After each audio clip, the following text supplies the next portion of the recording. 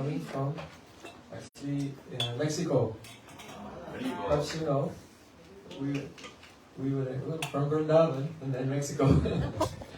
So we're in Mexico because there was a very big festival for the 150th anniversary year celebrations of the appearance of our Srila Jagat Guru Srila Bhaktisiddhanta Saraswati Thakur. And it was a very historic occasion, something quite new in the West. That is that acharyas from 5 or 6 different Gaudiya maths, separate missions, all came together to have a festival together. So Srila Bhakti Vibhuti Padayan Maharaj was there from Gopinath Gaudiya Math. Srila Bhakti Vichar Vishnu Maharaj from the Chaitanya mission of Prabhu Srila Bhakti Bhagavapuri Maharaj. And Sri Bhakti Sundar Sannyasi Maharaj, the Acharya of Bhakti-Bazar Gaudiya Math and all the affiliated maths, including the very first math in the West in London. Sri Bhakti Sundar Goswami Maharaj was there representing ISKCON. And Tulananda Acharya Maharaj was there representing the whole Vrinda mission of Latin America. And about another 8 or 10 other sannyasis also were there. So it was very beautiful celebration in the spirit of cooperation between all the maths and Chaitanya Academy and ISKCON and everyone together, unified by their appreciation, dedication and surrender at the lotus feet of Prabhupada Srila Bhakti Siddhanta Saraswati Thakur. Srila Prabhupada Ki Jai! So, about a few months before the event, some of the organizers of the event, they came to me in Vrindavan and they invited me to come to this program. And so I accepted the kind invitation as a blessing. And they said also, we want to produce some special books for this 150th anniversary of Srila Bhakti Saraswati Thakur. So I volunteered, yes, I'll do it. Because there's a very important, extremely important lecture of Srila Bhakti Saraswati Thakur that was spoken on the 11th of August 1929 at the Albert Hall in Calcutta. And this lecture is like a bomb. It is so powerful to destroy all apasiddhanta. Rupa nuga virudapa siddhanta duanta harine. The first part of the lecture is somewhat technically challenging. And Srila Gurudev had translated it into Hindi, but it had never been translated from Bengali or Hindi into any other language before. So I volunteered to do that, and by the mercy of Guru and Gauranga, it was ready in time for the festival. So we've just, actually, I was very worried. I thought I would bring some books from the festival to America, but unfortunately, after a couple of days, they were all sold out. So we didn't have any for the later programs in Mexico after the festival. But fortunately, some of our dear devotees it was printed in Switzerland, from Switzerland, have just arrived today from Switzerland. So Srila Prabhupada's new book in the English language, Gaudiya Darshan. This Gaudiya Darshan is giving its darshan for the first time in America today, right now. In the Raja Mandir in Alachua. So, and they're here? They're inside here? Yeah. Okay, so anyway, afterwards, if you feel inclined, you should see Madhu Mandal and try to get a copy of Srila Prabhupada's very beautiful lecture. And also I have written a commentary as well, because some parts are quite technical and difficult, so to make it more accessible, there's a commentary there as well. So I think that Srila Prabhupada has spoken this lecture, and it was published during his day also by the Gaudiya Math. In order to solve the crisis of interpretation. Hare Krishna. Because always in the Gaudiya Vaishnava community, Vaishnavas studying Shastra, but they interpret it in different ways.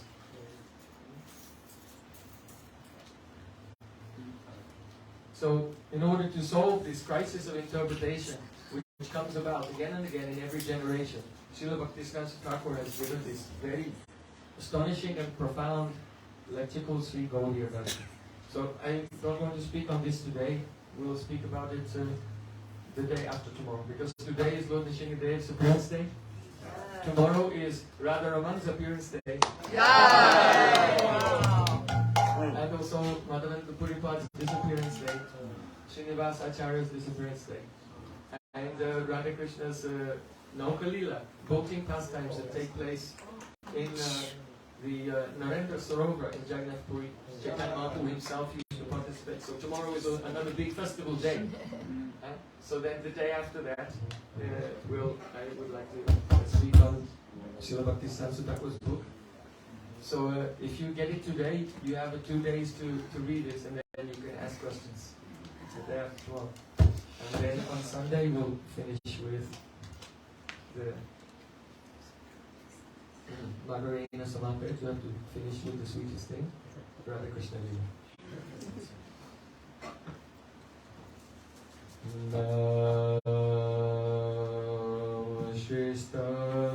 Manamapi Vishachipurtam Patra Surupam Rupam Tasakrajamuri Purim Maturim Koshtuvarti Radha Kunda Magivaram Oh Radhika Madhavasam Pratoyasya Pratita Kripaya Sri Guru Tam Natosmi Gurave Gaura Chandraya Radhikaya Tunale Krishnaya Krishna Bhaktaya Tad Bhaktaya Namo Namah Ananda Leelamaya Vigrahaya Hemabhadevyaschari Sundaraya Tasmai Mahaprema Rasapradaya Chaitanya Chandraya Namo Namaste Chaitanya Chandraya Namo Namaste Chaitanya Chandraya Namo Namaste Bhaktya Vinila Aparadakshai Chittasya Bhavari Bhavam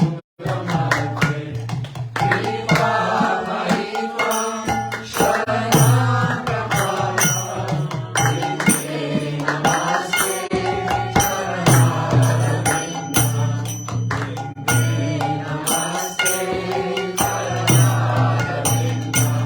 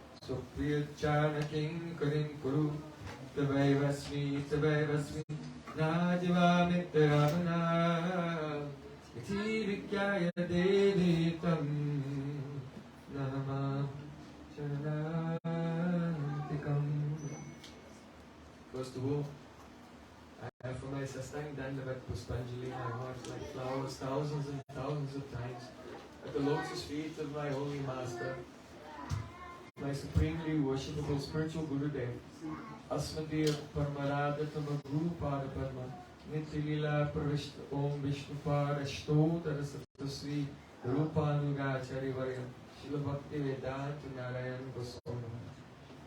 Secondly, I offer my pranam thousands of times at the lotus feet of my Param Gurudev, to Srila Prabhupada, and to all of our Sri Rupanuga Gaudiya Guru Prabhupada. And finally, I offer my pranam to all the assembled Vaishnavas and Vaishnavis. By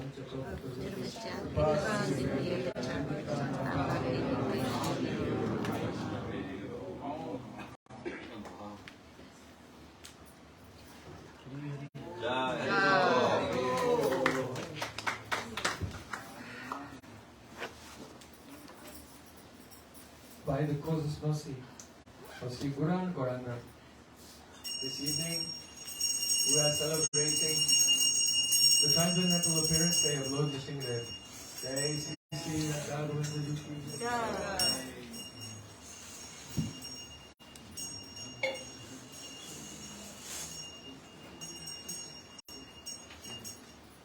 Someone may say, oh, we are the devotees of Sri Radha and Krishna. Why are you hearing about the pastimes of Lord Nrisimha? Our Prabhupada Bhaktisiddhanta Thakur, he said, you must study all the pastimes of Prahlad Maharaj and Nrisimha. The prayers of Prahlad Maharaj 108 times. Have you done it? So this is why we're discussing.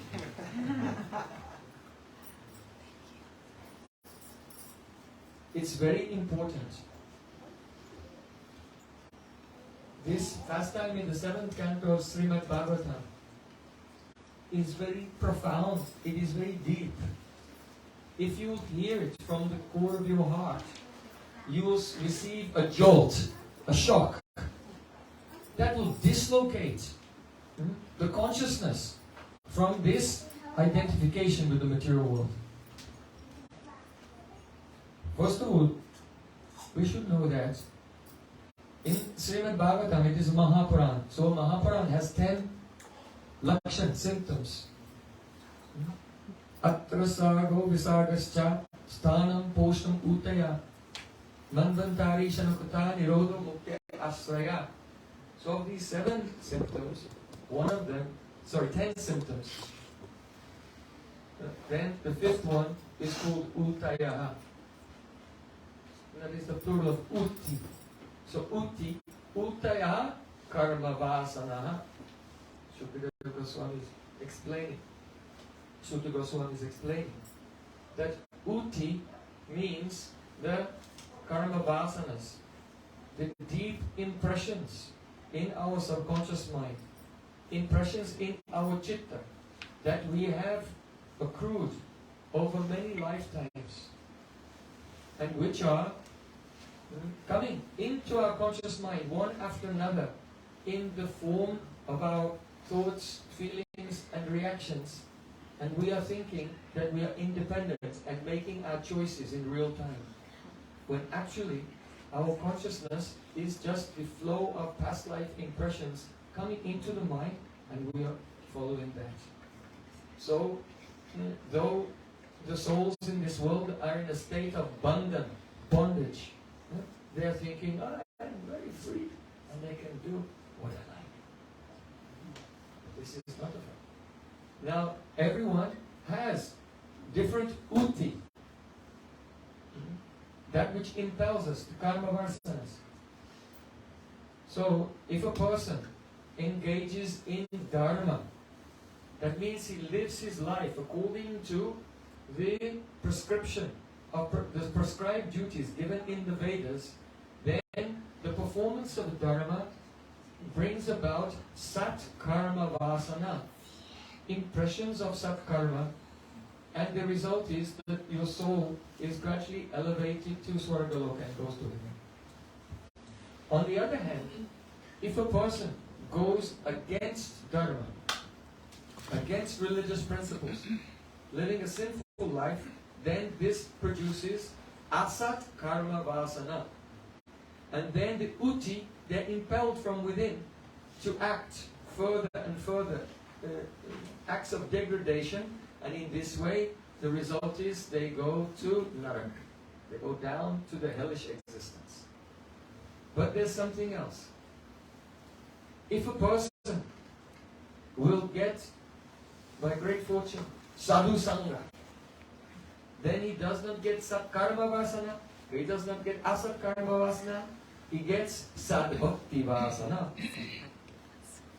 And by this sadbhakti vasana, deep devotional impressions, now he becomes under the control of those deep devotional impressions by the power of sadhu sangha, and the result is he does not go up or down, he goes out from this material world and enters into the ocean of rasa, the endless ocean of the loving pastimes of the Supreme Lord.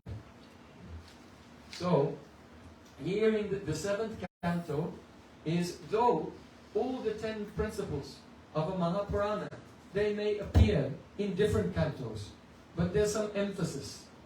So here in the 7th canto, the emphasis is given on illustrating what is Utti. Why? Because Hiranyakashipu and Hiranyaksha, in their previous life, they were Jai and Vijay. And because Jai and Vijay, they made the 4 Kumaras become angry. Then they received a particular utti, a vasana, an impression. And because of that, then when they appeared in the world, because they had incurred the wrath of the Brahmanas, so because of that, they were always and constantly impelled in materialistic and atheistic activities. On the other hand, Prahlad Maharaj, when he was still in the womb of his mother, he had the association of Narad Rishi. And as a result of that, or from the beginning of his life, he had the Bhakti Sad Bhakti Vasana. Sad Bhakti Vasana.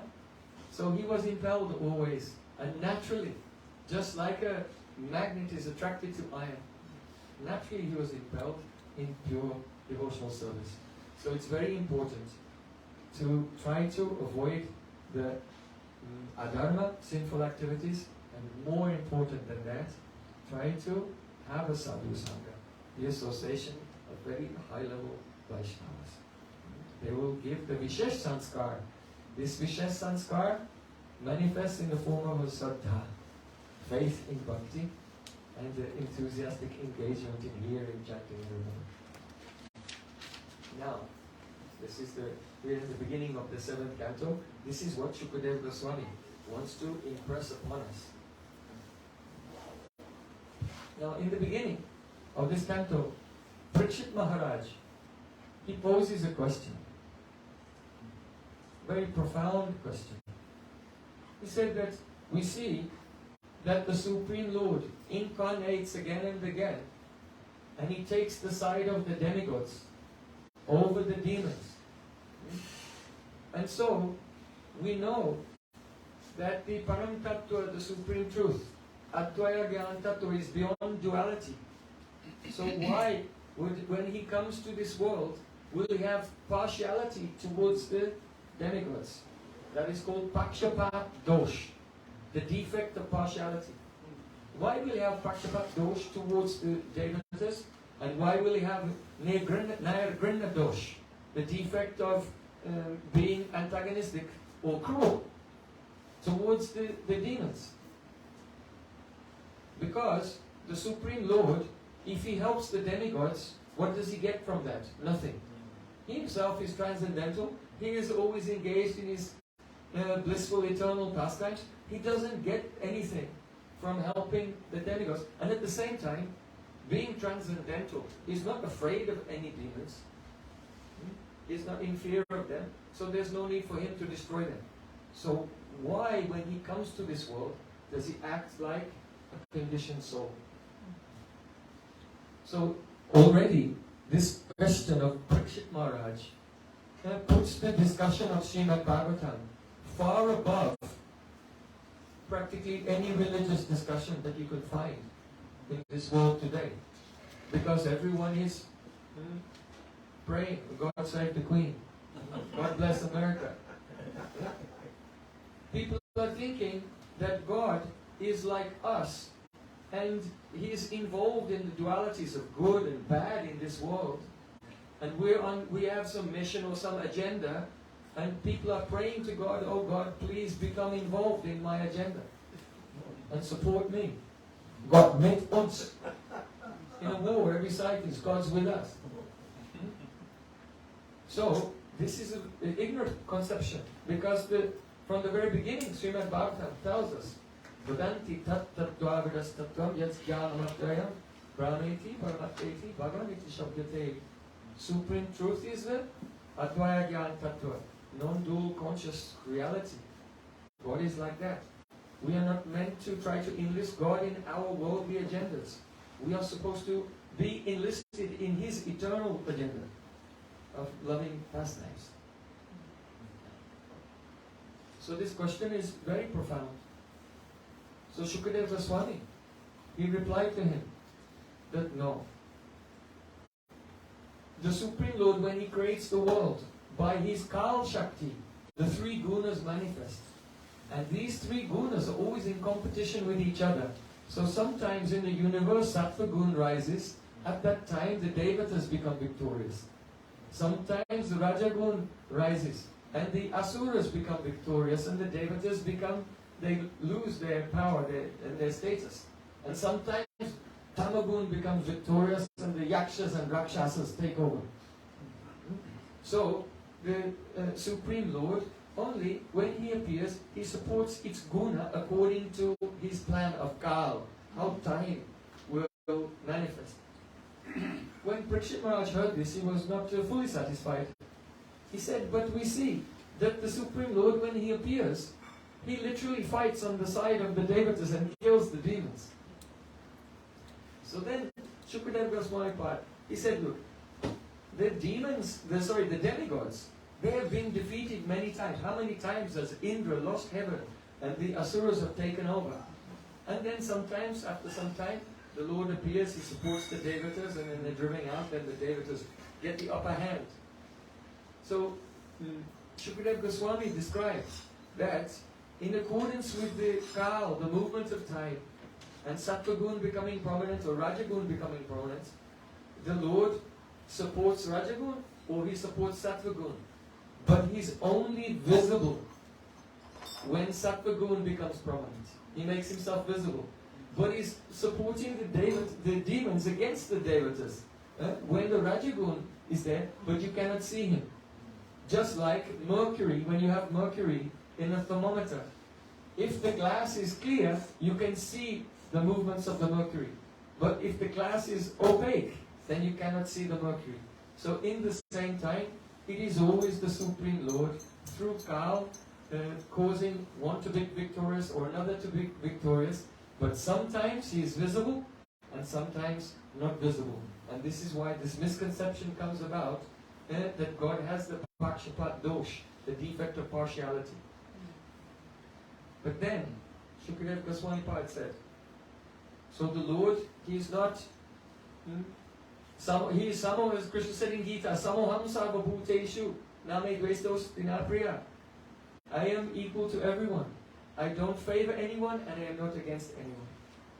But still, Shukadeva Goswami Pad said, the Supreme Lord isn't blind. And if a person has devotion to Him, then he will become partial to that person. But there's no fault of partiality. Why? Because He is ready to reciprocate and take the side of anyone, either demon or demigod, who becomes devoted to Him. And therefore, here is the illustration. You say that the Supreme Lord always takes the side of the demigods, but Lord Nrsimhadev appeared to protect Prahlad Maharaj, and he was born in the family of demons. And so His partiality is only manifest towards those who have bhakti, but it's not really partiality, because He's ready to reciprocate with everyone. The ball is in our court, and the Lord will reciprocate. So, now we come to the history. Perhaps you know that Lord Barahadev had killed Hiranyaksha, the brother of Hiranyakashipu. And he's the wife of Hiranyaksha. Her name is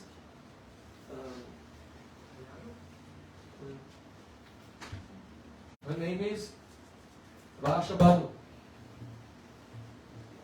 Not Vrishabhanu, Vashabhanu. She was crying, and his other wives were crying, and the other relatives, they were all crying over the death of the Hiranyaksha. So at that time, Hiranyakashipu came there. He said, look, you should not cry over these things, because in this world, life is temporary. Everyone must die. Death is coming. But to die face to face in battle is a hero's death. So you should be celebrating that he has died a hero's death.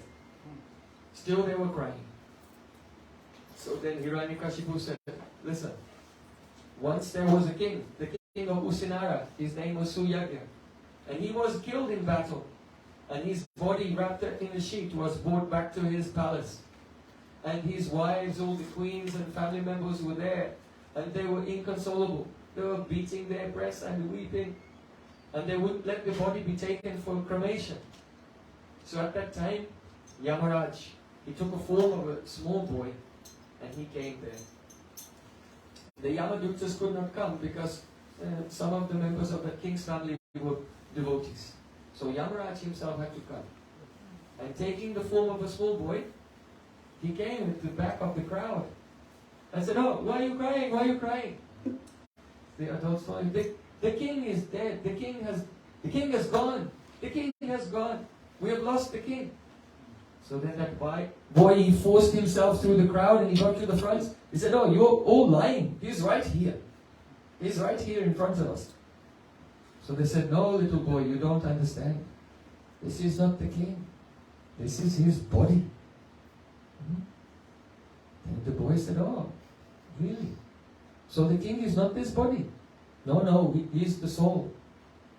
So then the boy said, have you ever seen the soul? How big is it? What color is it? What shape is it? They said, no, we've never seen the soul. So then the boy said, every day, thousands and thousands of souls are leaving that you also never saw. Why are you crying for this one? Then the boy said, I have an idea. Let's all cry together as loud as we can. Because if we do that, he may come back. They said, no, it doesn't matter how much we cry, he'll never come back. The boy said, then, why are you crying?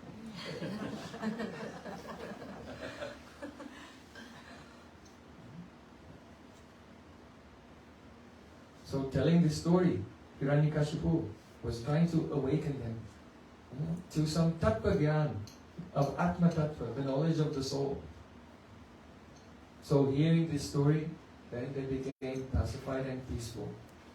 Then Hiranyakashipu, he went to his soldiers and he told them, I will take revenge. This Vishnu is so bad. I have heard that he's supposed to be impartial, but he has taken sides of the demigods against my brother. So his consciousness has become so low, he had to take the form of a pig. He's taken the form of an animal now, his consciousness became so low. So I'll kill him with my trident. So I am going now to perform austerities in the valley of Mandara mountain. And all of you should go to earth and you should destroy all Brahminical culture, all cows, stop anyone from doing yajnas. So then the soldiers of Hiranyakashipu, they went to the earth. He told them, because people are doing yajna to the demigods. So if you stop all the yajnas, the demigods will become weak. And the demigods are supported by Vishnu. So when I kill them, it will be like cutting the roots. So the tree of the Devatas, our enemies, will dry up. So then they went to make chaos on the earth. And Hiranyakashipu, he went to the valley of the Mandara mountain.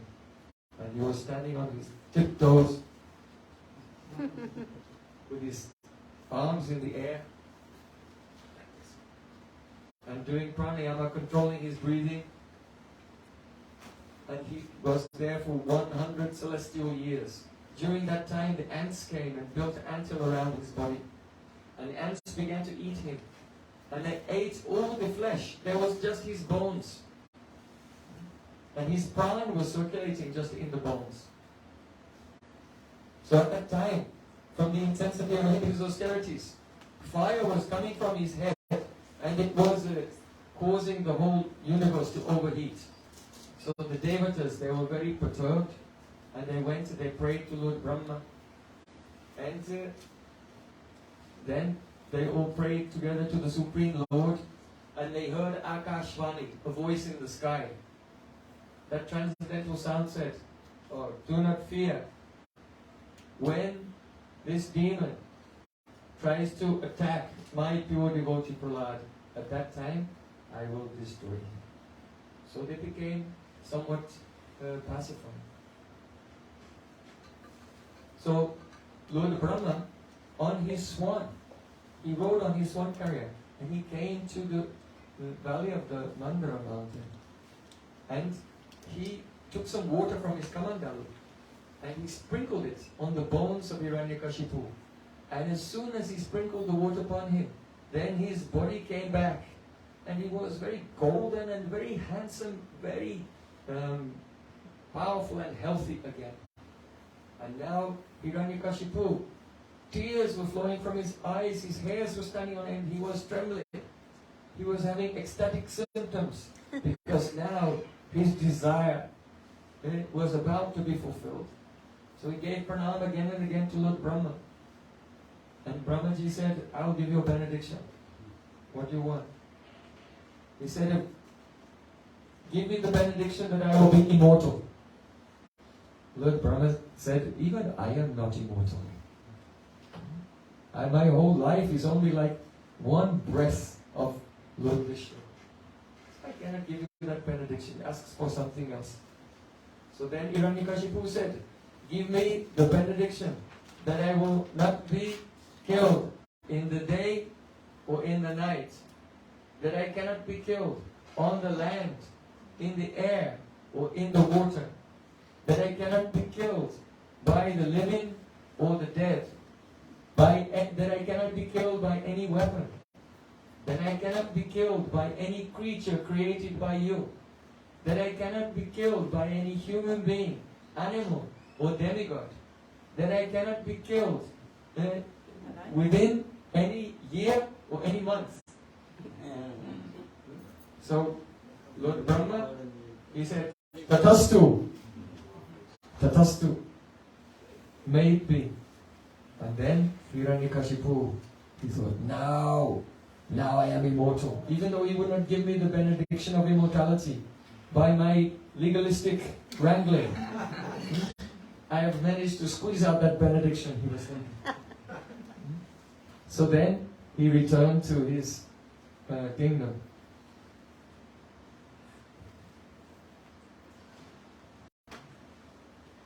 Now he was so powerful, he led all the demons in an invasion of heaven. And as all the demons were approaching heaven, then Indra, he knew that he could not fight with him. The other demons, they knew that Hiranyakashipu was too powerful. At the time, Indra was actually sitting in his palace doing what he usually does, just enjoying some entertainment. Some musical entertainments, there was some singing, some dancing. He was drinking a cool soma, drink of soma, and he was enjoying himself. And then Hiranyakashipu with the armies of the demons arrived, and Hiranyakashipu blew his conch shell. Suddenly, all the musicians, they got up and ran, scattering their drums and instruments here and there. And Hiranyakashipu came into the courtyard. "Hey, who are you?"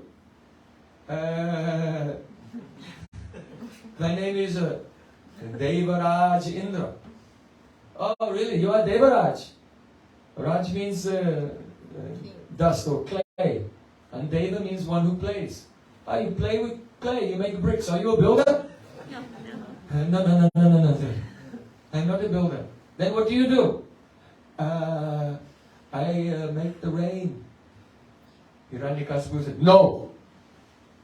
Cannot make the rain. That is natural. It is coming from Rajagun. Tell me, what do you do? Then Indra realized. He said, my lord, I do whatever pleases you. Huh? So then Hiranyakashipu said, okay, pick up that drum, you play Mridanga. You play Mridanga for me. Who are you? I am Chandra, the moon god. What do you do? I do what pleases you, Your Majesty. You pick up the cartels now. Oh. Like this, he was turning all the Devatas into his servants. Now you perform for me. He was so powerful. What he did not know is that during that time when he was in the valley of the Mandara mountain, his wife, Nkayadu, was pregnant. And she had given birth to a boy. He had 4 sons, and all were very qualified, but Prahlad was different to the other ones. So, one day, Prahlad's mother, she bathed him. He was just 5 years old. She bathed him and decorated him to present him before his father. Now, Prahlad's character was extraordinary. Why? By the power of Sadhu Sangha. Sadhu Sangha completely transforms us. Prahlad, he was not aware of his body and senses at all. He was not aware of what was going on in this world. He was completely in a Sahaj Samadhi, a natural trance, all the time. He did not know the things of this world. He only knew the things of Sri Krishna's world. Sometimes, seeing the Lord, he would become very happy and smile. And then the next moment, when he saw the Lord had disappeared, he would cry, just like a child in the arms of the mother. If she puts down the child to go away, then the child will start crying. So he was crying, oh, Krishna, Krishna. And then again, the Lord would appear in the distance and say, oh, Prahlad, I am here, why are you crying? I'll never leave you. And then the little boy would jump up and start dancing. Haribol, Haribol, Haribol. Sometimes he would just sit and feeling. Shukadeva Goswami says, Govinda Parirambita, feeling the embrace of Govinda. Tears would flow from his eyes. Sometimes in the madness of remembering the Supreme Lord, he would act out the pastimes of Krishna as if he were Krishna or as if he were Lord Ramachandra, imitating the pastimes of the Lord. So he was fully absorbed in transcendental bliss. So one day, his mother decorated him and brought him before his father. And his father was very proud. Oh, my son. And he took his son in his lap with the tears in his eyes and sniffing his head. He was very proud. Oh son, please tell me, what is the best thing you have learned? Don't think that demons have like fangs and horns and everything. Sometimes they do. But also just being absorbed and attached in this material world. And having attachment to your family members. This is not the sign that one is a good person. Actually. This is also Maya. So even the demons love their children. As long as the child is giving them the sense gratification that they want. Being a good demon. So he said, oh Prahlad, tell me, what is the best thing you have learned at school? So Prahlad Maharaj said, Tat sadhu manye asuravarya dehinam sada suvadvigya diyam masatgrahat pitratma patam griyamandakupam vanam gato yad harimasrayita. Oh Asuryavarya, oh best of the demons. Everyone in this world who has accepted a material body finds himself in one embarrassing, compromising situation after another. That's all it is. Those who accepted the temporary, the asat, to be sat. They're just battling with one problem after another after another. So I think the best thing is one should leave the dark well of materialistic household life, which is just filled with suffering. Vanam gato yad harimasreta, and go to Vanam. Vanam here means Vrindavan Dhama ki jai. Go to Vrindavan and there take shelter of the Supreme Lord Hari. The Hiranyakashipu was upset because in his mind, Hari, who is Hari? Hari is the person who killed his brother. So, what is this? And he looked towards the teachers of Prahlad Maharaj. Why have you taught him these things? They said, we did not teach him these things. Hiranyakashipu said, there must be some followers of Vishnu, some Vaishnavas in disguise are coming into the palace and they are corrupting my son by their bad association. So you should take him away and protect him very, very carefully that he will not have any Vaishnav Sangha. Because you know the result of Vaishnav Sangha. It's very problematic for one's life. And all worldly ambitions. So then, Sanda and Amarka, they are his teachers, they are the two sons of Shukracharya. So they took Prahlad away and they tried to educate him in the politics, diplomacy, divide and conquer, business, economics, all of these worldly things. So they took him out. After some time, his mother again decorated Prahlad Maharaj with a very fragrant oil and a beautiful garland and beautiful ornaments and brought Prahlad into the presence of his father. Sanda and Amarka are there. They said, oh, we have given him a very good education, first class education. You'll see just now. And when you see how educated he has become in all the important subjects like politics and economics, then you should give us a pay rise. We should have a promotion because we've educated him so well. A bonus. We should get a bonus. So then Hiranyakashipu, he took Prahlad in his lap again. And he said, oh, tell me, Prahlad, what have you learned at school? What is the best thing? What is the best knowledge of all? So then Prahlad Maharaj said, Sravanam, Kirtanam, Vishnu, Smaranam, Parasevanam, Archanam, Vandanam, Dasyam, Sakyam, Atmani, Vedanam, Iti Pumsa, Pita, Vishnu, Bhaktischan, Avalakshana, Kriti, Bhagavatada, Tanmanye, Titamutamam. I consider that person is fully educated and has the best knowledge, who first surrenders at the lotus feet of Sri Vishnu and then engages in hearing, chanting, remembering, offering prayers, serving the deity, and all the 9 angles of bhakti. So then, Hiranyakashipu was furious. Where did you learn this? Did you learn this from your teachers?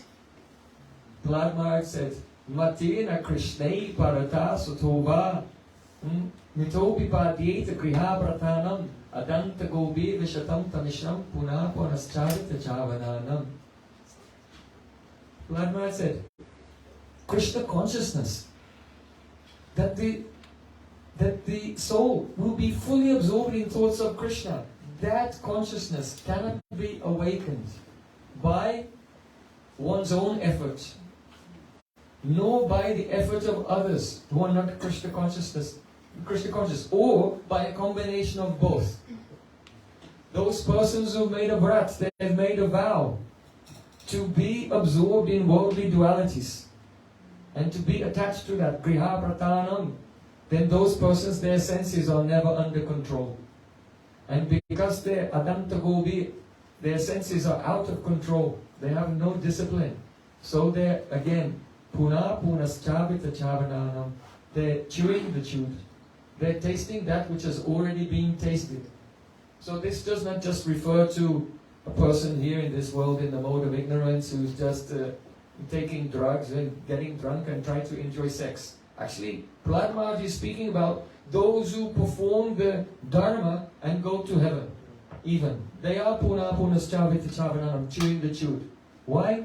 Because by performing their dharmic activities, they go to Swargalok, and there are so many courtesans like Urvashi and Ramba, the courtesans of heaven, and they enjoy sex with those apsaras in heaven. And but everyone else who also did the Dharma previously, they went to heaven and enjoyed with those apsaras, and then it's the next person's turn and the next person's turn. The Shanti Thakur said Swargaloka is like a brothel.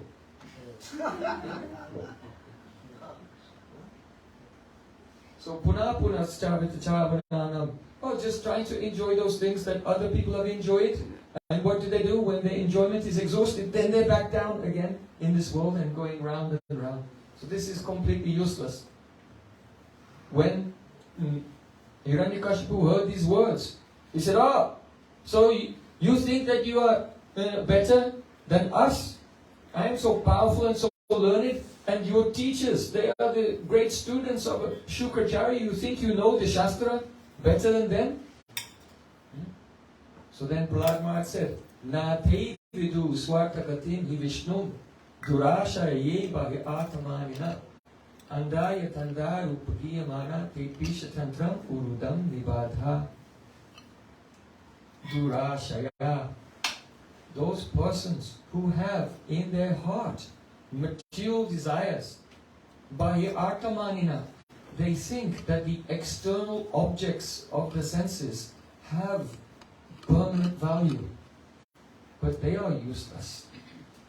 They think that searching for these sense objects is to their benefit, it's their self-interest, but actually, na te vidu swartagatim hi Vishnum. They don't know that their real self-interest lies in Vishnu, in Krishna, the Supreme Lord.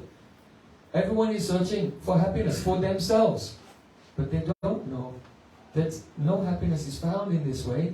But when we try to serve and give happiness to Vishnu, to Krishna, Supreme Lord, automatically we become overjoyed without any extraneous endeavor. So Prahlad Maharaj said, those persons who don't know the real self-interest, the swarta. Swarta means selfishness. The real swarta is to please Krishna. Those persons, they are like blind persons. And they are leading other blind persons, and they are leading other blind persons. If you go to college, then you can become educated on how to do more and more karmas and how to become more entangled in this world. Tepisha tantram urudam nibadha. Here it means that they are bound by ropes and they fall down. These ropes are what? The prescriptions of karma kanda in the Vedas. The rules and regulations of Shastra. Here are the ropes which are binding them in this world. So they're like the blind leading the blind. Once there was a blind man, he was sitting and he could hear a tapping sound of a stick. He said, "Who's there? Who's there?" Then he heard a voice come back.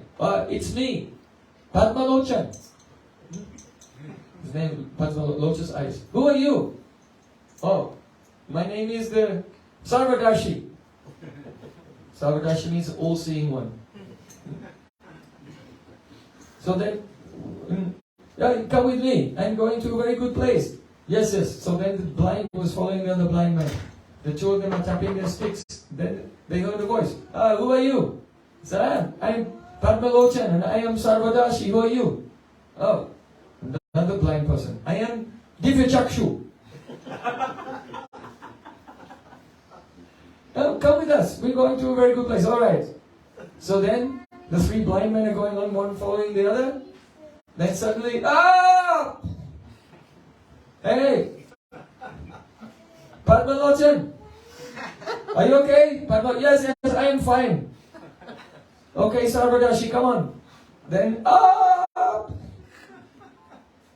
Divya Chakshu, "Hey, Sarvadashi, what's going on?" "No problem, come on." And in this way, they all fall into the ditch one after another. You are laughing. This is not just like an allegorical story. This is actually the perfect illustration of modern life and material education. The path of the persons who don't know the Atma, the self. So when Hiranyakashipu heard these words of Prahlad Maharaj, he said, so you think that we are all fools? How can we become learned like you? He was being very sarcastic. Prahlad Maharaj said, Nrisimha Tisthabadarukraman Grim Sprashatnata Pagamo Yadata Mahiyashans Padarajobhishekam Niskinchananam Navranit Yavat. Unless and until you completely bathe your intelligence in the foot dust of Niskinchan Vaishnavas, those Vaishnavas who have no possession and no possessiveness for anything in this world, their only possession is Krishna. They have mamata. Krishna is mine. Unless and until you bathe your intelligence fully in the foot dust of such Vaishnavas, then the anarthas, bodily identification, ignorance and attachments, it will not disappear. So when Hiranyakashipu heard these words, he turned to Sanda and Amarka, and he was thinking, oh, they betrayed me. They are the ones who have taught this philosophy to my boy. He said, oh, just as in a sinful person, a disease gradually manifests itself, so similarly, the enemy who lives with you, gradually his hostility will manifest. So now I know what side you're on. So then Sanda and Amarka, they were trembling. They thought, we came here thinking that we were going to get a bonus. We thought we would get a promotion and a pay rise. But now we find out he's going to kill us. They're very afraid. They said, no, we have not told any of these things to him. Please, be patient. Our father, Shukracharya, is very, very learned. Shukracharya, Shukra means semen. Shukra Acharya, not a transcendental Guru Parampara, but only a succession of bodies. That is biological tradition, worldly material tradition. So his name is Shukracharya. And he has two sons, Shanda and Marka. Shanda means the eunuch. The eunuch has no potency.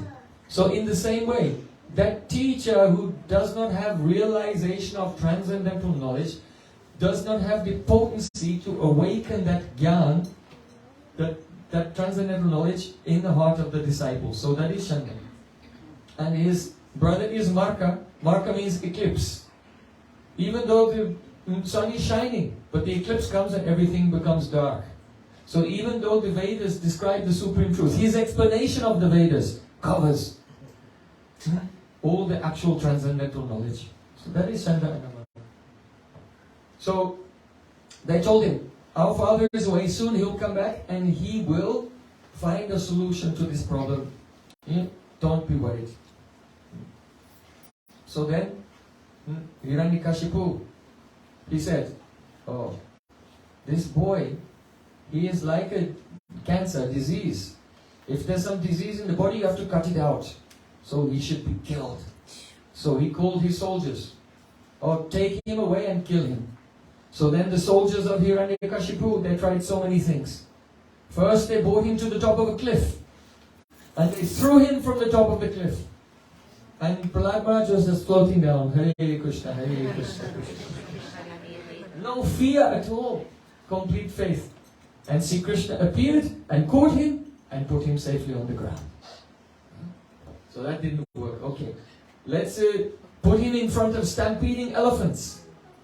So then they put Prahlad there and they made a stampede of elephants. And when a huge elephant was just about to crush Prahlad Maharaj, then he saw Prahlad and the elephant's heart melted. And with his trunk he picked him up and put Prahlad on his back and the elephant began to dance. Hari Bol, Hari Bol. Why?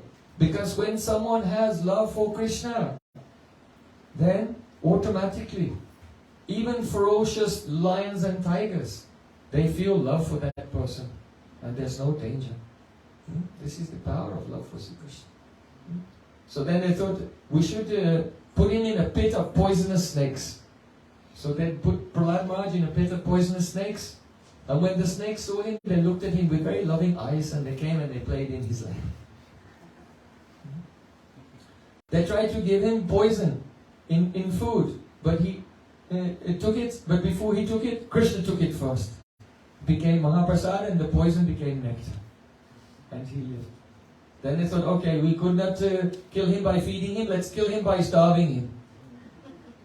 So then they put him in a prison without any food for a long time. They thought, oh, surely he will starve to death now. But see, Krishna came there himself with a plate of prasada. Yoga Kshema Vaham Yaham. Krishna said, whatever you need, I'll bring it. So Krishna bought a plate of prasada, and the guards could hear. What is he eating? And the guards came and said, oh, he's eating something. And Prahlad was very happy. He took the prasada and he was throwing the rice at the guards. Oh, take this, you will get Krishna Prem. So many ways they tried to kill him. Hiranyakashipu now, he was having a nervous breakdown. Why can't I kill this boy? So his sister Holika said, hey, don't worry. I have a benediction from Lord Brahma that I am fireproof. So you should make a big pyre, and I'll sit there and I'll hold Prahlad on my lap and you set fire to it, and then Ram announced after, hey, he'll be dead. So then Holika, she sat on a throne on the big pile of wood, and she said, oh, my very dear nephew Prahlad, come and sit in the lap of your auntie Holika. And Prahlad came and she took Prahlad in her lap and held him tightly, and then the demons set fire to it. And the flames went very high up into the sky, and Hiranyakashipu was very satisfied. Until the flames died down, and when the flames died down, then Holika was burned to ash, and only Prahlad was sitting there. Hare Krishna, Krishna Krishna, Hare Rama. He was untouched. What is this? This is all the Naam Mahima, the glories of the holy name. One who chants Shuddha Naam, then his body becomes Sachidananda, indestructible, eternal, transcendental, like the body of Sri Krishna. But still, the Vaishnava, in order to keep the bhakti secret, Yogamaya arranges for the old age and apparent passing away of Vaishnava. But this is all the one trick of Yogamaya. So then, Hiranyakashipu, he was becoming completely insane. I can't kill him, I can't kill him. If I don't kill him, then maybe he will kill me. So Sandana Namarka said, look, don't worry, let us train him again. When our father returns, he'll take care of everything. So then they took Prahlad to the school. The lessons were going on. And then when the teachers, they took a break, they tied up Prahlad Maharaj. Don't make any more trouble. They tied him up, and then the teachers went for their break. So when the teachers went for the break, then the other little demon boys in the school, they came and they untied Prahlad Maharaj. Prahlad Maharaj said, oh, they have freed me from my bondage. I will free them from their bondage also. Prahlad Maharaj called out, oh, little demons, sons of the Asuras, come here. I want to tell you about Dharma. The boy said, we don't want to know about Varnashram Dharma. We are only 5 years old. We don't have to follow this. We don't have to know about this. This is what you do when you grow up. So then Prahlad Maharaj said, no. Kaumara acharat pragyo dharmam bhagavataniha drulabha manasam janma tadapya dhruvam artadam. You have to practice. The Dharma I am speaking about is not Varnashram Dharma. I am speaking about Bhagavad Dharma. Bhakti Dharma, the Dharma of the soul. This Dharma has no conditions of time or place or birth or anything. From your childhood you must do it. Because if you say I'll do it later, there's no guarantee that you'll grow to become a youth. And then your life will be wasted. So Dharma Bhagavatan Hiha. So then the boy said, okay, so if we die, no problem. We can do it in the next life. Prahlad Maharaj said, no. Durlabham manasam janma. There's no guarantee that you'll be a human being in the next life, even. This human form of life is very rare. And when it's lost, then you may not get it again for a long time. But this human form of life, tadapya dhruvam artadam, even though it is unsteady, it is temporary, but it can give you great, great benefit. So at once you should engage in bhakti. Otherwise, if you don't do this, it will be a very great problem for you. Why? Because a human being, they may live at most 100 years. And of that 100 years, 50 years are spent snoring, completely useless, sleeping. So only 50 years are left. And of those 50 years which are left, the first 15, 20 years you are spending only in your education, trying to get a job, and how to develop a skill for a profession, for maintenance. And in the last 20 years, the body is so weak and suffering and helpless. You don't have the strength or the ability to enthusiastically engage in bhakti. So there's only a very small amount of time in the middle. And what happens in that amount of time? Oh, how can a person who is spending time with his beautiful wife, they have very loving and romantic conversations. And they did so many things together, going here and there on their honeymoon. How can he forget her? How can a person give up the children who come and sit in the lap and they're so helpless? They need nourishment and care and speak with sweet broken words. How can one forget his dogs and cats and his house and all the furniture and the family heirlooms which came down in the family from the great-grandmother? And in this way, the soul who is transcendental, who came from another life, appeared into this life, and then, what does he do? He's just like a silkworm.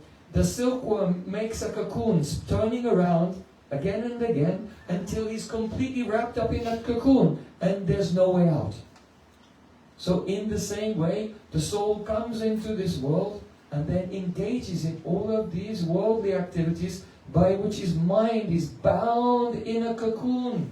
And it's so intense, there's just no way he can even think of coming out from this.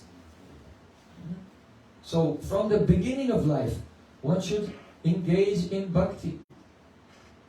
So then, the boy said, how did you learn this? I learned from my guru. He said, we are also learning from the same guru, but we didn't learn this.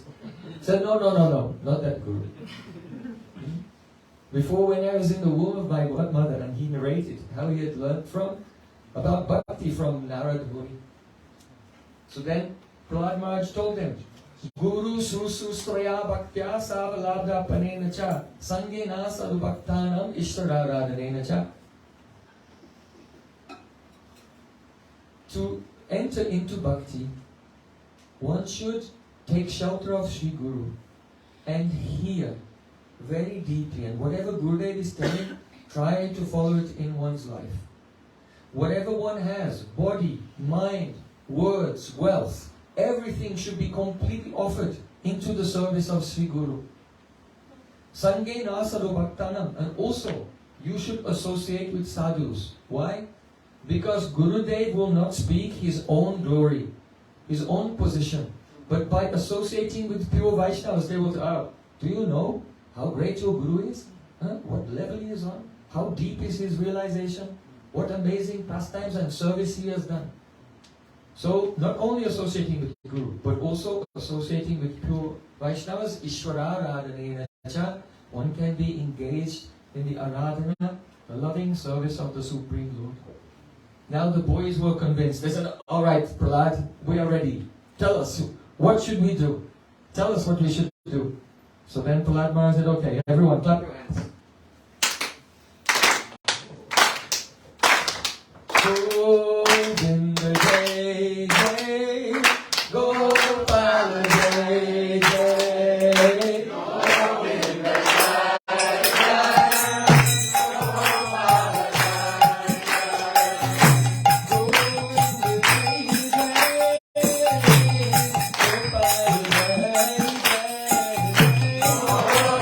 Jai Jai, Gopala Jai Jai.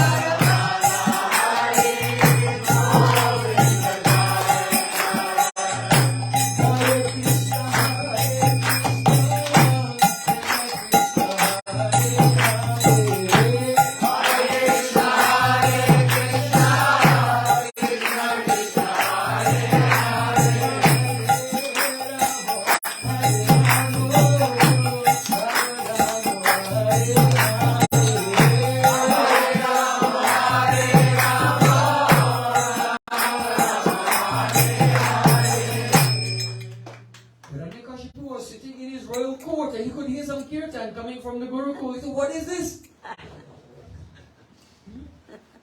What is this? Now, before there was one Vaishnava, and now all the demon children have all become Vaishnavas and they're all doing bhakti to Krishna. So he sent some servant, go and tell them, bring them here at once. So then the servant went and brought Prahlad and all the boys. When all the boys came with Prahlad and they got to the door of the court, they said, Prahlad, we are scared, we don't want to go in. We are scared of your father. Prahlad said, I am not afraid. And Prahlad, alone, he went inside. So then, Hiranyakashipu, he saw his boy. He said, oh, Prahlad, how dare you defy me? Don't you know who I am? When I raise my eyebrows, all the demigods, they tremble in fear. They're all my servants and servants of my servants. But you dare to defy me. You are so rebellious. Tell me, from where do you get the strength to disobey me? Prahlad Maharaj said, my strength and your strength and the strength of everyone, whoever has strength, their strength comes from one place, from Supreme Lord Sri Krishna. Hiranyakashipu said, you are always talking about some God other than me. Some controller other than, I'm in control of everything.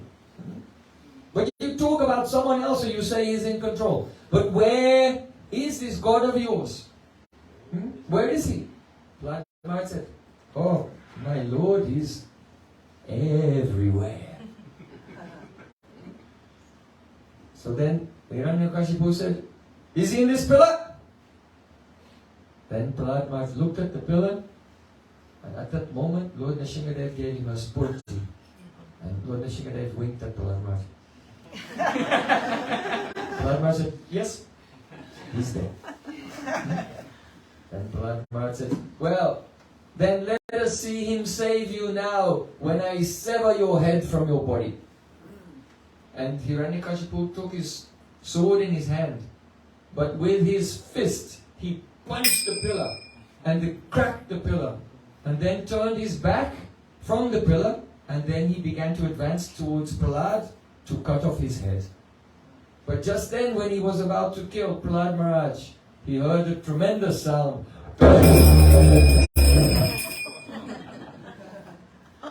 And the pillar shattered into thousands of pieces. And at that very moment, Satyam vidatum tavapritya Satyam vidatum tavapritya. In order to keep true the words of his servant, who? Brahma, Narad, and Prahlad. So many persons had spoken about the Supreme Lord and made promises. So to keep true the words of his servant, then the Supreme Lord, Lord Nrsimhadev, he burst out from the pillar with thousands of arms, with thousands of weapons, with the body of a human being and the head of a lion, roaring ferociously, Shri Nrsimhadev Bhagavan! Shri Nrsimha, Jai Nrsimha, Jai Jai Nrsimha.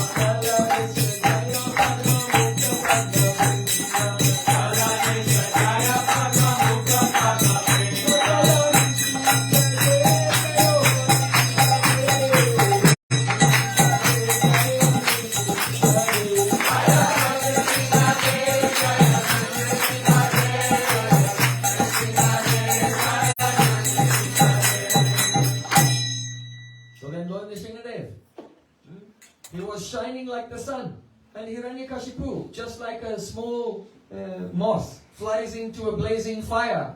He was thinking, no one can kill me. I have so many benedictions. I have insurance policy from Lord Brahma. No problem at all. And with his weapons, he flew into the blazing form of Lord Nrisimha to fight with him. So the fighting was going on, and just as Garuda sometimes catches a snake and plays with him and lets him go again. So Lord Nrisimha, he would sometimes catch Hiranyakashipu and sometimes let him go. When the Lord Nrisimha would catch Hiranyakashipu, then all the demigods in the sky would become like refugees. They'd been kicked out of heaven. But they came in the sky. When they saw the Lord was catching Hiranyakashipu, they chanted, Jai, Jai! Jai, Jai! But then when he apparently slipped out from his grasp, then they said, Hi, hi! Hi, hi! Alas, alas. So the demigods are praying, oh, please, quickly kill him. Don't prolong this. It's too much suspense for us. So then they were fighting for some time. And then, Satyam Vidatum Tavapritchabasitam, because Lord Brahma had said, you cannot be killed in the day or the night. So Lord Nrisimha was waiting for the exact time of the dusk, the twilight, neither the day or the night. And when that time came, neither inside or outside, but on the threshold, on the doorway of the house, not on the land or in the sky, but in his lap. Not by the living or the dead. The nail is neither living or dead. It's growing, but it has no conscience, no feeling. Not by any weapon, but by his nails. Not by any human being, demigod or animal created by Brahma, but the Supreme Lord himself. Being half man and half animal also. Not in any year, it was the leap year. Not in any month, it was Malmas, Purushottam Mas. So in all these ways, he kept the benedictions of Brahma intact and putting Hiranyakashipu on his lap. Then with his nails, he burst open the abdomen of Hiranyakashipu and tore him apart. And he was pulling out all of his intestines. You have the intestines are so long, it's like whatever. Like 10 times the length of a football field. Yeah. So he was pulling out all the intestines of Hiranyakashipu. Do you know why? Lord Nrisimha was thinking, from these veins, a jewel of a devotee appeared, Prahlad Maharaj. Maybe there's some more jewels in here. So he's looking at more jewels in here. And he wrapped the intestines around his neck and he was covered in blood and he was roaring loudly and he threw the body on the ground. And then he got up and he walked over to the throne of Hiranyakashipu and then he sat down. And he sat covered in blood and roaring, making all the sky tremble. It's very, very deep. First of all, this Hiranyakashipu was actually the incarnation of his devotee Jai. So, though the Brahmanas were there, and the Brahmanas, they could offer Idamasanam, Om Narayanaya, Swaha. They can give a seat, but he never accepted a seat that was offered by the Brahmanas. But this seat was actually the remnant of his devotee. So out of love for Jai, his associate, he came, and the Supreme Lord, instead of the devotee taking remnants of the Lord took the remnants of his devotee. And he sat down there. This is the love of Lord Nrisimha for his devotee. This pastime has a very deep meaning. I just gave a class last week in Mexico. Did anyone see the classes in Mexico? Yeah, did it? So one of the classes was on the subject of Drishya Vichar. Srila Bhaktisiddhanta Thakur, he said, just before he was leaving this world, he was dictating his biography to Sundarananda Vinod. He said, if I have to sum up the essence of all my teaching that I have given, I would say it is this thing, Drishya Vichar, the deliberation on the seer and the seen. Who is the seer and who is seen? And then Bhaktisiddhanta Thakur began to cry. And he said, but unfortunately, most people, they have not understood my message. So today, we should try to understand this message and not make Srila Prabhupada cry. We want to please our Guru Parampara. So Drishya Vichar means that The eye is the seer of physical objects. And the mind is the seer of the eye. Rupam drishyam lochnam drik. Tadrishyam driktumanasam. Drishyabri dritya shakshi. The eye is the seer of the physical object. The mind is the seer of the eye. And the soul is the seer of the shakshi, the seer of the mind. So we are not this body, we are not this mind, we are sakshi, the witness of the mind. Seeing above, from a transcendental position. But in relation to God, we are not the seers. He is the seer of us. Om Tat Vishnu Paramam Padam Sanapasyanti Suraya Diva Chakshu Artatam. Just as the sun is shining in the sky all the time, so the eye of the Supreme Lord is watching us at every moment. But we have no power to see Him. But if we try to serve Him fully, with body, mind and words, without being entangled in the temporary material nature, then His merciful eye will look upon us with a kripa drishti, merciful glance. And when we receive the merciful glance of Sri Krishna, then what happens? Shubha drishti karo Prabhu jagate prati jagu karita ye bora sumangala rati. When the Lord casts His merciful glance upon us, it awakens rati, bhav, ecstatic love in the heart, and by that bhav, only then can we see the Supreme Lord. So our problem in this world is, we think that we are drasta. I am drasta, I am the seer, and this physical world is a drisha, seen by me. And also God, or any transcendental things, I have the power to see them. But this is only the drasta abhiman, false ego, that we are the seers, that we can know by our own power the transcendental vastu, aprakrita vastu. So, when Prahlad Maharaj said to Hiranyakashipu, "Oh, my Lord is everywhere," then Hiranyakashipu said, "Is he here in this pillar?" Prahlad Maharaj said, "Yes." And Hiranyakashipu looked at the pillar and he was trying to see him. What does it mean? Drasta abhiman. Hiranyakashipu is the embodiment of the drasta abhiman. We think that we can measure reality. Miyate maya is miyate anaya iti maya. By which it is measured, that is called maya. We have the bhogya darshan. We see the world, oh, this is the object of my enjoyment. And because the world is the object of my enjoyment, I am trying to measure it. How soft is it? How warm is it? How crunchy is it? How sweet is it? With all our senses, we're trying to measure the world. This is a bhogya darshan. And by this, we have a blindness and we cannot see the Supreme Lord. So when we think, I am drasta, we have this abhiman, I am the seer, then we become lost in material existence. So when Prahlad Maharaj said, yes, he's in the pillar, he's everywhere.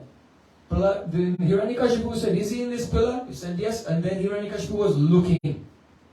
So this is the drasta abhiman. Hiranyakashipu is the embodiment of this. And then Lord Nrisimha appeared and tore him to pieces. So the appearance day of Lord Nrisimha is the day when the Supreme Lord by His mercy comes and tears to pieces our drasta abhiman.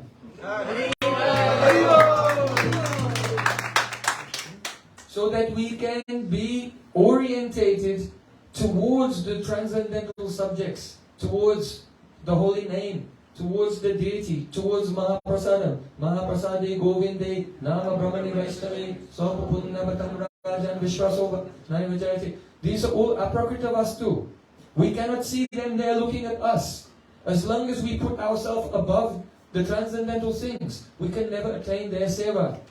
So this appearance day of Lord Nrisimha is the day our drasta abhiman is killed by Lord Nrisimha, so that we can become qualified to serve Sri Sri Radha Govinda Ju ki jai. Hare Krishna.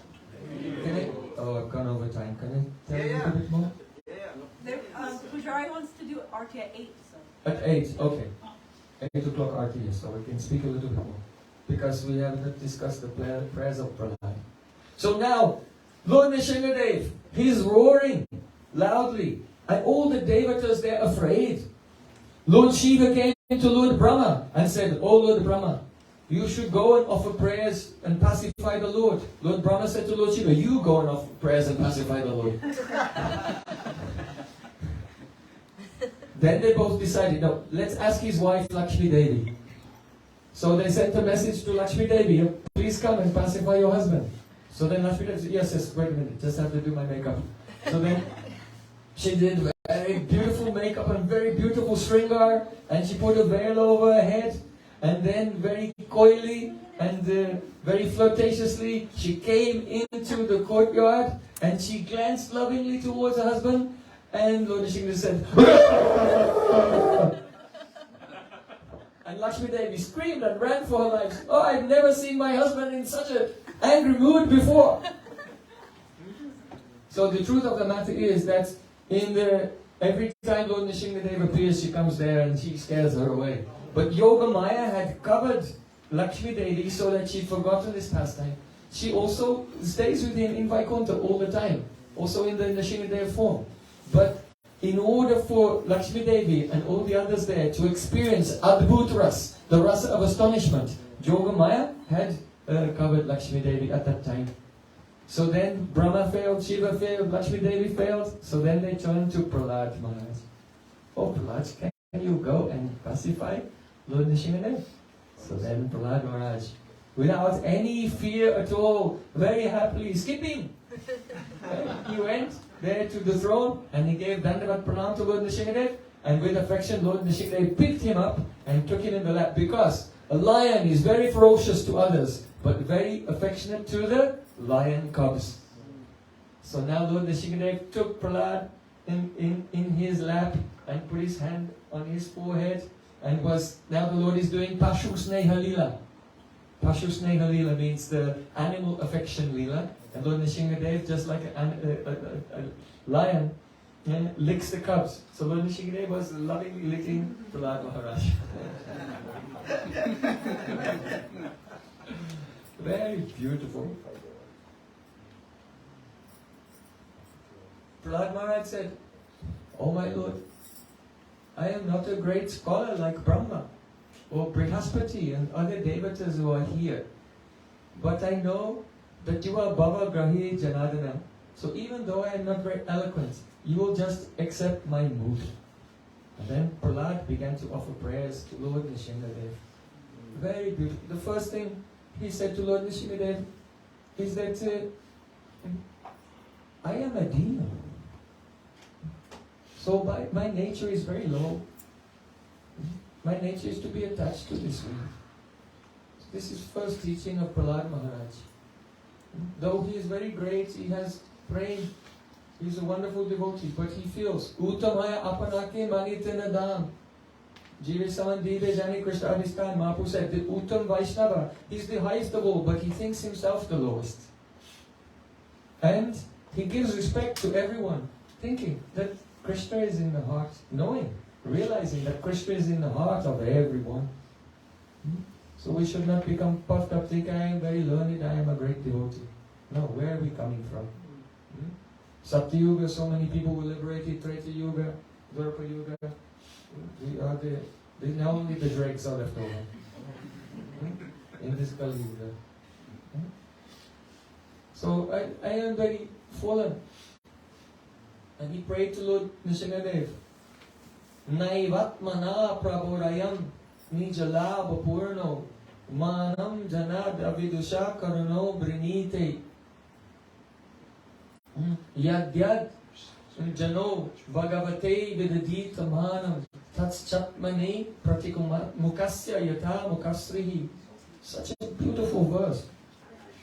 He said, "Oh my Lord, when you do something, you never do it to get something for yourself.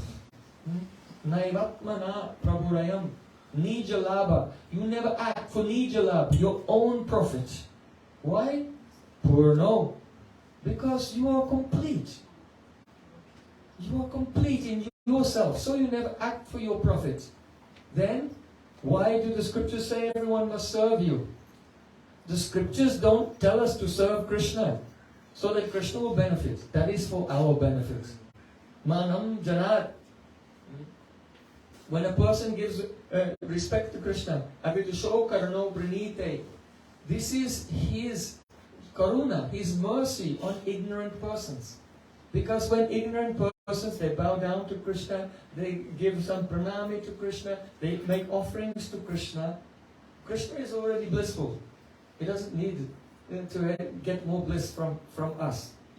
But when we serve him, then we are the ones who benefit. So Prahlad Maharaj says, Tachat mane pratimukasya yatha mukasyahi. It is exactly like a reflection of your face in the mirror.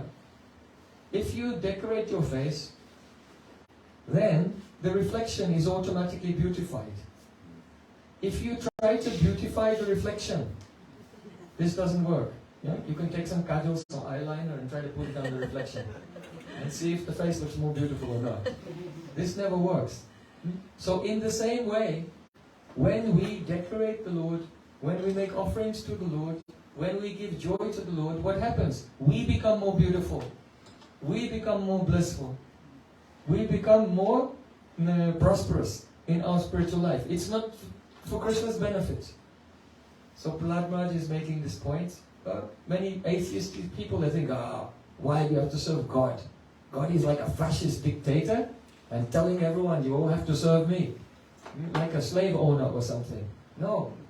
When the Supreme Lord tells all the living entities, Sarvadhamam Pratyaja Mamekam Shanam Braja, surrender to me. Manmanamar Bhavamad Bhakto, become my devotee, serve me, worship me. It is not for his benefit. That is his mercy. That is for our benefit. The more we serve him, the more we progress and become successful. So then Prahlad Maharaj, he said, Evam janam nipatitam prabhavahi kupe kamadi kama anuya prapapan prasangat kritat masat surashina bhagavan grihita soyam katam luvisideta vabritya seva. O my Lord, I had fallen into the dark well of material existence, which is filled with so many poisonous snakes of different types of suffering. By associating with material persons, I was following their train of thought. And they are just trying to fulfill one lusty desire, one material ambition after another. And I was also following after them and going into a very inauspicious place. But what happened? Kritvat masat surasina. Surasina means Narad Rishi. But your devotee Narad Rishi, Kritvat masat, he made me atmasat. This is very deep. You know, Srila Bhaktivinoda Thakur has prayed, Shakti buddhihin amiyati dhin koro more atmasat. Hey Gurudev, I am very weak. I am very foolish. Please make me atmasat. Atmasat means that I am dependent on you. Gurudev, I am not independent of you. May my heart be one with your heart. I belong to you fully. This is an Atmasat. So Prahlad Maharaj is saying that Narad, by his kripa, he said, oh, let him become a part of me. This is a fact. The disciple is one part of Gurudev. You understand? This is why on the Parampara, we see on the Parampara, the altar, our Guru Parampara is going from left to right. Left to right, not from right to left.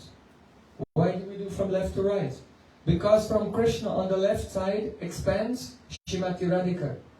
And from Radhika on the left side expands Lalita Vishaka, Rupa Manjari, Rakti Manjari. And each one, all the manjaris, they are expansions of Rupa Manjari. And so in this way, our acharyas, each one is the expansion of the bhav of the previous acharya.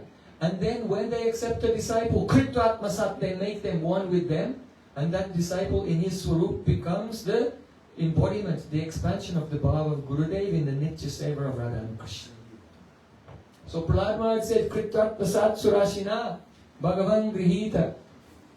Oh, what can I say? I was going to hell. I was following the general populace. But your devotee Narad Muni, he came to me and he said, oh, let him be a part of me. And he made me one with himself. Therefore, so yam katamnu vishide tava britya sevam. How can I ever leave his seva? At that time when Prahlad Maharaj is standing in front of the Supreme Lord himself and the Supreme Lord wants to bless him with any benediction, Prahlad Maharaj is just thinking, oh, I would not even be here in this situation if Gurudev had not saved me. So my only duty, my only activity, serve Gurudev forever. The teachings of Prahlad Maharaj are so profound and so very, very beautiful. So then, Prahlad Maharaj said, Prayena Deva Munayosa Vimukti Kama Monam Charanti Vijanena Parata Nishta Naitan Vihaya Kripanan So Vimukta Eko Nanyatva Dasya Sharanam Pramato Nupasya. There are many, many prayers. It will take weeks and weeks and weeks. So I'm just touching just one or two jewels which will pop out from Srimad Bhagavatam. It's shining so brightly today. On another day, some other ones will pop out. Bhagavatam is alive. Prahlad Maharaj said, oh my Lord, there are many rishis, many sages. They're doing their sadhana and they want to get mukti, they want to be liberated for themselves. And so they go to a lonely place and they observe silence and they do their solitary sadhana practices. My Lord, I am not like them. I don't want to be liberated, leaving behind all these persons in this world who, they are kripana, actually, they're very narrow-minded. They're selfish and ignorant. But anyway, beyond that covering, there is Atma, the soul, which is part and parcel of you, my Lord. So I don't want to be liberated without them. I want to help them. Because I know, other than you, they have no other shelter. So this is our movement of our Acharya Srila Prabhupada, of Sri Chaitanya Mahaprabhu. Chaitanya Mahaprabhu said, Gyare Deka Tahi Kara Krishna Upadesh, Amar Gyaya Guru Taraharidesh. Everywhere you go, everyone you meet, tell them about Krishna and the teachings of Sri Krishna. And deliver everyone in your land. This is the order of Chaitanya Mahaprabhu. Sometimes devotees think, I'm suffering so much, why am I in Maya? Why? Because not doing this. This is why. Because Mahaprabhu said, Kabu na bodibe tom mar vishaya taranga puna api eitai pabimora sangha. He said, if you follow this instruction, then the waves of Maya, of sense gratification, they will not obstruct you. And very soon in the future, again you will have Maya association. That means, if we follow this, Chaitanya Mahaprabhu is saying, I will come and give you my darshan. So Prahlad Maharaj, Chaitanya Mahaprabhu, all of our acharyas, they have this mood. When we try to share Krishna consciousness with others, then this is not, we are not being merciful to them. We are being merciful to ourselves. That is the best thing for us. And at the same time, we may become an instrument for the mercy of our parampara to work through us and touch someone else and really perform the greatest act of welfare that could possibly be done, more beneficial than opening thousands of schools and hospitals, to bring one soul out of the clutches, out of the impenetrable citadel, prison of Maya. This is the greatest welfare work anyone can do. So that is the best for others and the best for us also. Prahlad Maharaj prayed in this way. Lord Nrisimha was very pleased. He said, oh Prahlad, I am pleased with you. You please take a benediction from me. Prahlad Maharaj said, oh my Lord, I am not a businessman. I am not a merchant that I was serving you to receive anything in return. So I don't want a benediction. I only want to please you. Lord Nrisimha said, well, I'll be pleased if you have a benediction. So please, ask for a benediction. Prahlad Maharaj said, please give me this benediction, that in the core of my heart there will be no material desires or attachments at all. Lord Nrisimha said, oh, you are very tricky. Already your heart is completely pure and has no desires or attachments. So again you should ask for a benediction. Prahlad Maharaj said, please give me this benediction, that although Hiranyakashipu, who was my father in this life, he tried to torture me and kill me in so many ways, that he will not suffer for his offenses. So this is a very important point, that not only Hiranyakashipu, but those soldiers who were trying to throw him off the cliff, who were giving him poison and trying to burn him, all the time they were torturing him, Prahlad Maharaj was praying for their auspiciousness. Oh my Lord, please, like Jesus Christ said, my Lord, forgive them, they don't know what they are doing. Bhaktisiddhanta Thakur said, when will my heart have nothing but the best wishes for my worst enemy? This is the actual illustration of Amani Namadadena Kirtanya Sadahari. If we want to chant the pure holy name, we'll have to have such ideal character like Prahlad Maharaj, like Jesus Christ, like Srila Bhaktisiddhanta Thakur. So Prahlad Maharaj prayed, oh, may Hiranyakashipu not suffer for his offenses. The Supreme Lord said, you are a pure devotee. If someone is a Kanishta Adhikari, 7 generations are delivered. If someone is a Madhyama Adhikari, 14 generations are delivered. And if someone is an Uttam Adhikari like you, 21 generations are delivered. Prahlad Maharaj, Jiva Goswami Pad mentions that Prahlad Maharaj actually does not have 21 generations. Because his father is Hiranyakashipu, and his father is Kasyapa, and Diti, and then his father is Swayambhuva Manu, and his father is Brahma, like this, so he doesn't even have 21 generations. So the benediction of Lord Nrisimha went and liberated all his ancestors from the previous creation of the universe. Wow. It wasn't even from this creation of the universe. So Lord Nrisimha said, don't worry about your father, he'll be fine, plus all your ancestors in this universe creation and the previous creation as well. So you should again ask for another benediction. So then Prahlad Maharaj said, then give me this benediction, that please take all the karmas, good and bad, of all the living entities in the whole universe, let them be liberated and let me suffer in their place. Substitution theory. I'll be the substitute, let me take all the karmas and let them be liberated. Lord Nrisimha said, oh, you have defeated me, Prahlad. I cannot do that. So I am defeated by you. But I'll give this benediction. If anyone with faith will hear our conversation together, then very soon they will all attain Krishna Prem.